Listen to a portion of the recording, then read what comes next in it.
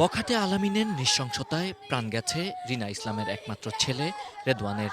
মাত্র ১১ বছরের রেদওয়ান ছিল পরিবারের আদরের ধন। দুই বোনের পর রেদওয়ান ছিল পরিবারের সবচেয়ে আদুরে, ছোট ও একমাত্র ছেলে। তাই রেদওয়ানকে নিয়ে পরিবারের ছিল হাজারো স্বপ্ন, যা আর কখনোই পূরণ হবার নয়। আমার বাড়িটা দুইটা দলিলে, একটা দলিল ওর এক বড় জ্যাঠা আমাকে দিয়ে গেছিল।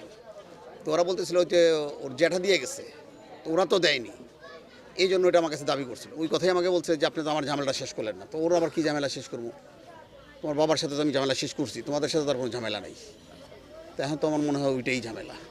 বাসার সামনে এই রাস্তায় রোববার খেলছিল রেদওয়ান ও তার বন্ধুরা। হঠাৎ করেই বখাটে আলামিন ছুরি দিয়ে আঘাত করে রেদওয়ানকে। স্থানীয়রা ক্ষুব্ধ বখাটে আলামিন ও তার বাবা আব্দুল মান্নানের ওপর। হ্যাঁ, বাচ্চা থাকলে আমার দুই ছেলেরে মারবে, হ্যাঁ ফাঁসির উপর ফাঁসি দিবেন। বাবা রাস্তায় দাঁড়ায় থেকে পোলারে চিন্তাই করায়, সেই কামাই দিয়ে চলে। পোলারে ঘরের ভিতরে গাঁজা বানায় দেয়, বাপে পুতে একসাথে গাঁজা খায়। বখাটে আলামিনের সর্বোচ্চ শাস্তি চান তার সৎ মা। জীবিত থাকার কোনো দরকার নেই। এরকম একটা মানুষ বাচ্চা থাকলে আরও 10টা বাচ্চা এরকম হয়তো দুর্ঘটনা ঘটাইতে পারে। রেদওয়ানের মরদেহ নিয়ে ঢাকা মেডিকেল কলেজ হাসপাতালের মর্গে ছিলেন তার স্বজনরা। এই ঘটনায় যাত্রাবাড়ী থানায় হত্যা মামলা দায়ের করা হয়েছে। আলামিন, ওর বয়স 26 বছর।